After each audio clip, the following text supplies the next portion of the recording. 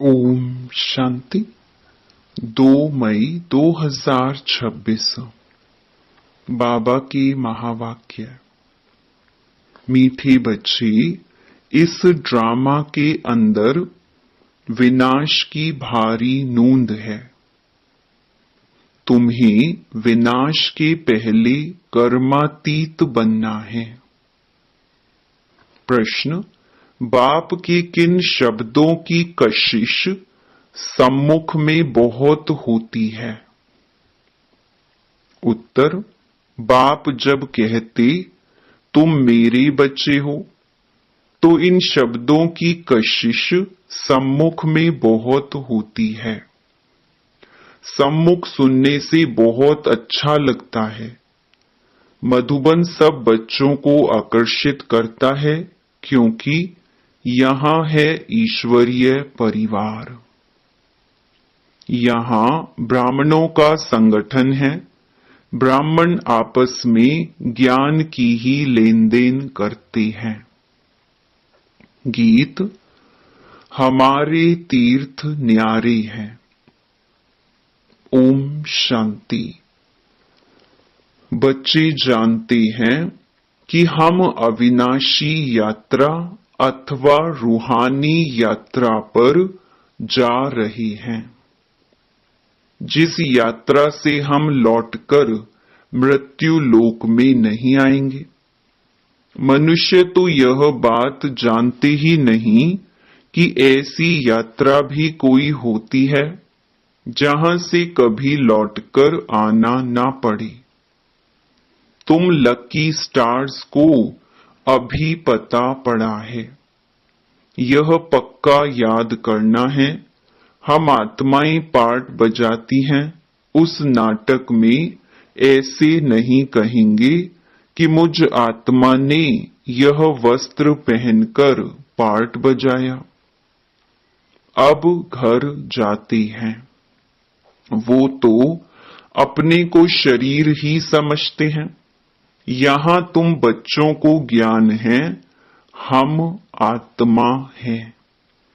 यह शरीर रूपी कपड़ा छोड़ फिर दूसरा जाकर लेंगे। यह 84 जन्मों के पुराने कपड़े हैं। यह छोड़कर नई दुनिया में फिर नए कपड़े लेंगे। यह लक्ष्मी नारायण ने नए कपड़े पहने हैं ना। तुम्हारी ही राजधानी के हैं। तुम भी जाए ऐसे नए देवी कपड़े पहनेंगे। यहाँ तो कहते हैं मुझ निर्गुण हारे में कोई गुण नहीं। बाप ही फिर ऐसा गुणवान बनाते हैं। बाप कहते हैं मेरा भी पार्ट है, आकर फिर तुमको वाइसलेस बनाता हूं। यहाँ यह है जीवन बंध धाम, रावण राज्य है। यह तुम्हारी बुद्धि में है। हम पतित से पावन बन फिर पावन से पतित कैसे बनते हैं? तुम बच्चे जानते हो कलयुग है अंधियारा। रावण राज्य का अंत अब है। राम राज्य की अब आदि होनी है। अभी है संगम। कल्प के संगम युगे बाप को ही आना पड़ता है। दुनिया वाले भी अब यह समझ रहे हैं कि अब विनाश का समय है और स्थापना अर्थ भगवान कहाँ गुप्त वेश में है। अब गुप्त वेश में तो तुम आत्माएं भी हो।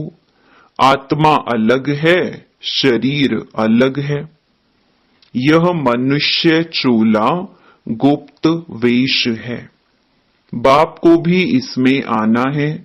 तुम्हारे शरीर पर नाम पढ़ते हैं, उनको तो शरीर है नहीं। तुम भी आत्मा हो, वह भी आत्मा है। आत्मा का आत्मा के साथ अब मोह हुआ है। गाते भी हैं और संग तोड़ तुम संग जोड़ेंगे। जैसे आप मोहजीत हो, वैसे हम भी बनेंगे। बाबा बहुत मोहजीत है। कितने ढेर बच्चे हैं जो काम चिता पर बैठ जल गए हैं। परमपिता परमात्मा आते ही हैं पुरानी दुनिया का विनाश कराने, फिर मोह कैसे होगा। पतितों का जब विनाश हो तब तो शांति का राज्य हो। इस समय सुख तो कोई को भी है नहीं। सभी तमो प्रधान दुखी बन गए हैं। यह है ही पतित दुनिया। शिव बाबा ही आकर स्वर्ग की स्थापना करते हैं, जिसका नाम शिवालय पड़ा है। शिव बाबा ने देवताओं की राजधानी स्थापन की, वह है चैतन्य शिवालय। और वह शिवालय जिसमें शिव का चित्र है, वे तो जड़ हो गया।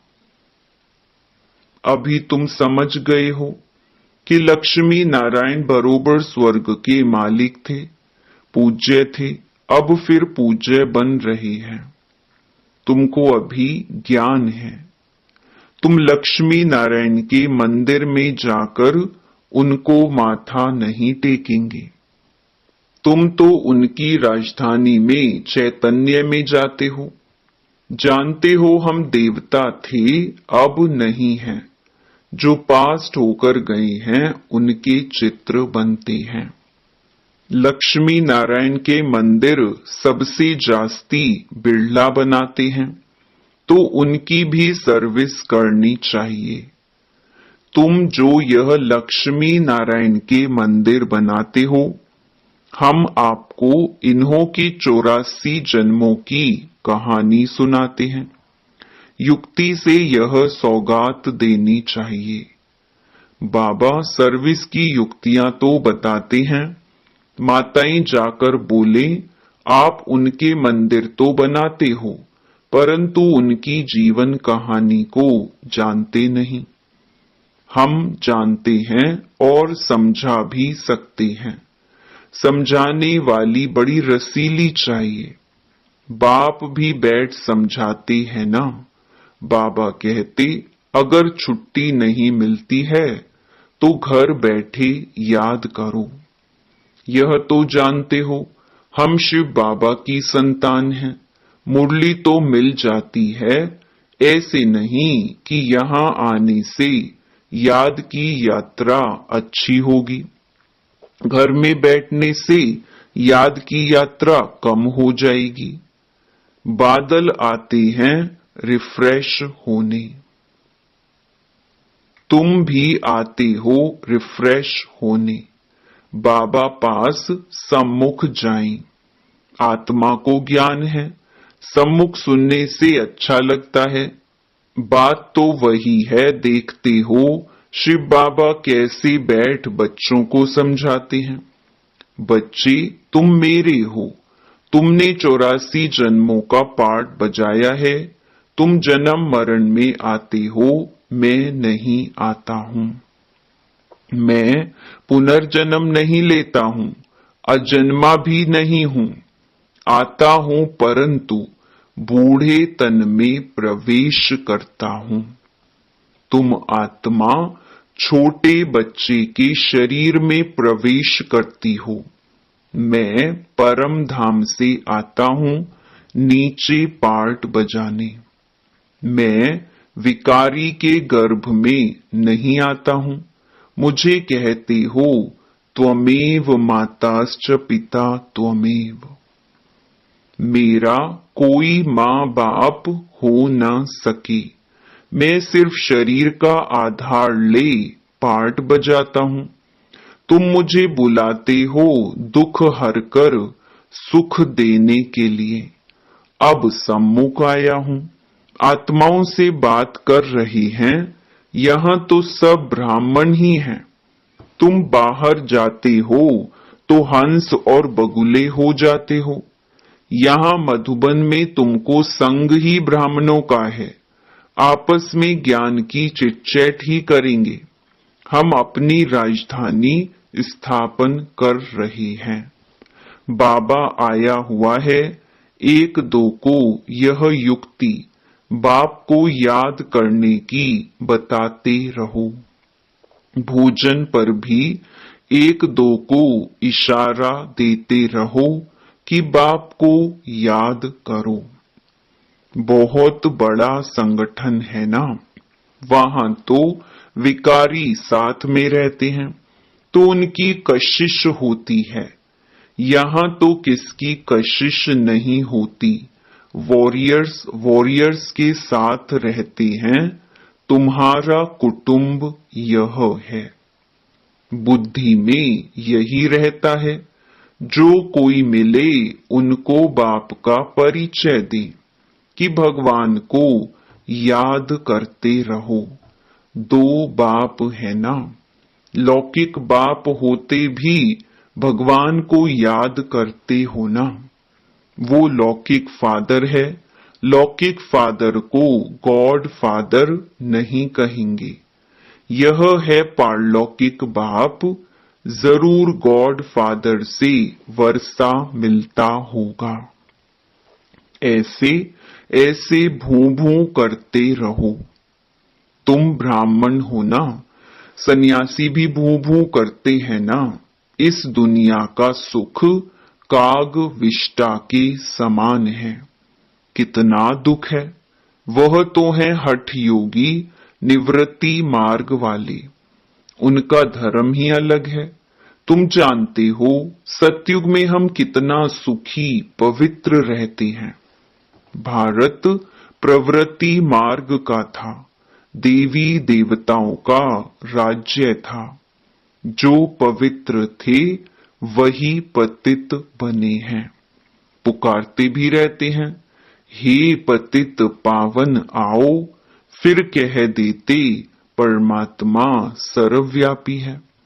हम जाकर ज्योति ज्योत समाएंगे। पुनर्जन्म को भी नहीं मानते हैं। अनेक मत है ना, दिन प्रतिदिन वृद्धि होती रहती है। यह भी बताना है कि सन्यासियों की वृद्धि कैसे होती है। नागों की भी वृद्धि होती है। जिसका जो धर्म है उसमें ही रहने से फिर अंतमति सुगति हो जाती है।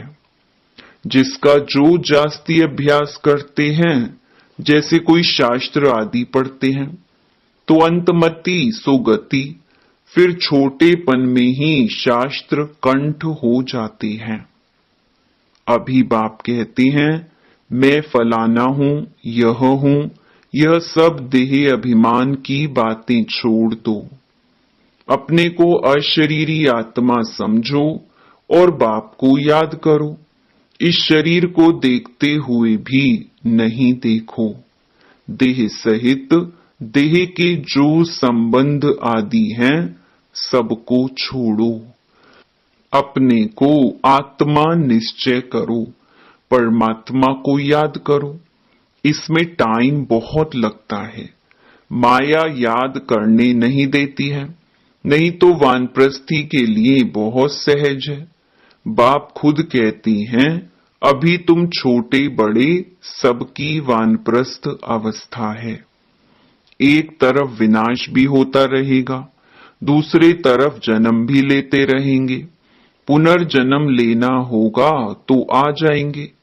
बच्चे भी पैदा होंगे, फिर विनाश भी हो जाएगा। यह तो तुम जानते हो। कोई गर्भ में होंगे, कोई कहां, सब खत्म हो जाएंगे। सब अपना हिसाब चुकतू कर वापिस जाएंगे। हिसाब किताब रहा हुआ होगा तो अच्छी रीति सजाएं खानी पड़ेंगी, फिर वह भी हल्का हो जाएगा। ऐसे नहीं कि योग में भी रहो और पाप भी करते रहो। कई बच्चे एक तरफ चार्ट भी लिखते रहते और फिर कहते माया ने मुंह काला कर दिया। माया ने हरा दिया तो कच्चा कहेंगे ना। तो बाप समझाते हैं कि तुम ऐसे समझो कि हम थोड़े दिन यहां हैं फिर चले जाएंगे। इन सब का विनाश हो रहा है। बाप कहती हैं, मुझे याद करो तो विकर्म विनाश होंगे। अपना चार्ट देखते रहो, हम कितनों को रास्ता बताते हैं और पुरुषार्थ कराते हैं। तन मन धन से रूहानी सेवा में मददगार बनना पड़े। कहते हैं, मन को अमन नहीं कर सकते, आत्मा तो है ही शांत। हम आत्मा अपने परम धाम में जाकर बैठेंगी। कोई दुनिया का संकल्प नहीं आएगा। ऐसे नहीं कि आंखें बंद कर अनकॉन्शियस होना है। ऐसे बहुत सीखते भी हैं। 10-15 दिन अनकॉन्शियस भी हो जाते हैं। यह अभ्यास करते हैं, फिर इतने समय बाद जाग जाएंगे। जैसे टाइम बॉम्ब्स होते हैं तो उनका भी टाइम होता है। यह इतने घंटे बाद फटेंगे। तुम बच्चों को पता है, हम योग लगा रही हैं। जब तमो प्रधान किचड़ा निकलेगा, हम सतो प्रधान बन जाएंगे, तो फिर इस शरीर को छोड़ देंगे। हम अभी योग की यात्रा पर हैं। टाइम मिला हुआ है, फिर यह शरीर छोड़ना ही है। फिर सब खत्म हो जाएगा। टाइम नूंधा हुआ है, फिर पिछाड़ी में मच्छरों सदृश शरीर छोड़ेंगे। विनाश होगा, तुम कर्मातीत अवस्था को पाएंगे, फिर विनाश शुरू हो जाएगा। विनाश का बड़ा भारी सीन है। यह ड्रामा में भारी नूंद है। तुम जानते हो, हमारी अवस्था एकरस रहेगी। खुशी में सदैव हर्षित रहेंगे। यह दुनिया तो खलास होनी ही है। जानते हैं, कल्प कल्प संगम युग होता है, तब विनाश होता है। सिर्फ बॉम्ब्स नहीं, नेचुरल कैलामिटीज भी मदद करती हैं। तो बच्चों को यह बुद्धि में रहना चाहिए, अभी हमको जाना है। जितना बाबा को याद करेंगे तो विकर्म विनाश होंगे, ऊंच पद पाएंगे। Charity begins at home. कोशिश करना चाहिए कन्या वह जो पियर घर और ससुर घर का उद्धार करे। तो चैरिटी बिगिंस एट होम हुआ ना। सर्विस में लगा रहना चाहिए। बोलो, शिव बाबा कहते हैं, मुझे याद करो तो वर्षा मिलेगा। सीधी बात है। मुझ अल्फ को याद करोगे तो स्वर्ग का वर्षा तुम्हारा है। विश्व के मालिक तुम बन जाएंगे। अब वर्षा पाना है तो मुझे याद करो। बच्चों का फर्ज है यह पैगाम देना। आगे भी दिया था, बताना है विनाश सामने खड़ा है। कलयुग के बाद सतयुग आएगा, बाप ही आकर वर्षा देते हैं। रावण नरकवासी बनाते हैं, बाप आकर स्वर्गवासी बनाते हैं। कहानी भारत की है। भारतवासियों को खड़ा करना है। पहले शिव के मंदिर में जाकर समझाना है, यह बाप नई सृष्टि रचने वाला है। कहते हैं, मुझे याद करो तो तुम्हारे विकर्म विनाश हों। यह निराकार बाबा आए हुए हैं। ब्रह्मा द्वारा स्वर्ग की स्थापना कर रही है। अब बाप और वर्षे को याद करो। 84 जन्म पूरे हुए हैं। अब हम आपको बताते हैं। अब मानो ना मानो, तुम्हारी मर्जी। बातें तो बड़ी अच्छी हैं, बाप ही दुख हरता सुख करता है, थोड़ा ही समझाया यह चला। यह है तुम्हारा धंधा, मेहनत तो कुछ है नहीं, सिर्फ मुख से बोलना है। बाप कहते हैं मुझे याद करो, देही अभिमानी बनो। शिव के पुजारियों पास जाओ, फिर लक्ष्मी नारायण के पुजारियों के पास जाओ, उन्हें उनकी जीवन कहानी सुनाओ। अच्छा, मीठे मीठे सिकिलधे बच्चों प्रति माता पिता बाप दादा का याद प्यार और गुड मॉर्निंग। रूहानी बाप की रूहानी बच्चों को नमस्ते। धारणा के लिए मुख्य सार। पहला, तन मन धन से रूहानी सेवा में मददगार बनना है। सबको अल्फ का परिचय दे वर्षे का अधिकारी बनाना है। विनाश के पहले कर्मातीत बनने के लिए बाप की याद में रहना है। दूसरा, बाप समान मोहजीत बनना है।